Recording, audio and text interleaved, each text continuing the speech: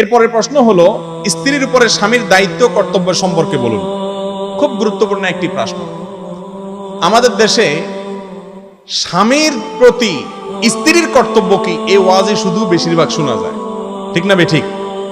মহিলাদেরকে ওয়াজ করতে করতে করতে করতে বেচারীদেরকে আমরা কোণঠাসা রাখি, কিন্তু পুরুষরা আমরা মাশাআল্লাহ নিজেকে রাজা রাজা ভাব মনে হয়, তাই না?